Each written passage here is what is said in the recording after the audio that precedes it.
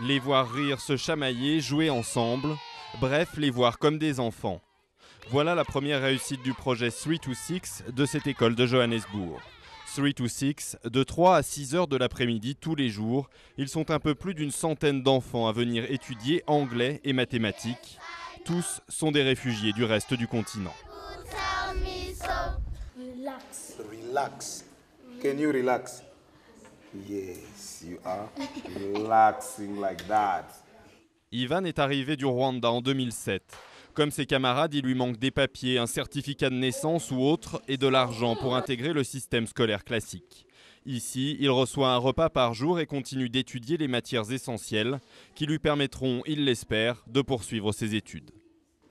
Mes parents disent qu'ils sont venus en Afrique du Sud pour pouvoir vivre. Moi, je suis venu en Afrique du Sud pour apprendre et avoir une bonne éducation. Nice. Who is through? Dans cette école un peu particulière, les professeurs partagent la même histoire que leurs élèves. Eux aussi sont des réfugiés, souvent pour des raisons politiques.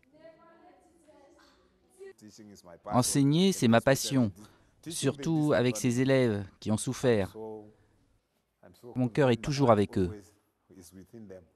Grace vient de la province du Kivu au nord-est de la République démocratique du Congo, où les combats entre les rebelles et l'armée régulière ont entraîné fin 2008 le déplacement d'au moins 1,5 million de personnes. Un jour, alors qu'elle se rend à l'école avec sa sœur, des hommes en armes les arrêtent. Des gens nous ont arrêtés. J'ai dit à ma sœur de courir, mais elle m'a dit non, attends.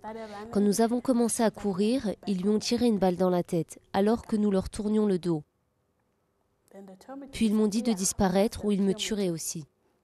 Arrivée en Afrique du Sud avec sa famille en février 2010, elle n'envisage pas de repartir.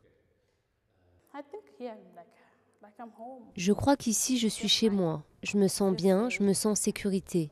Les gens ne courent pas et on ne les tue pas. Je suis heureuse. Gratuit, le programme est financé par des donateurs étrangers. Dans une Afrique du Sud traversée par des tensions xénophobes, le projet n'est pas forcément très bien vu.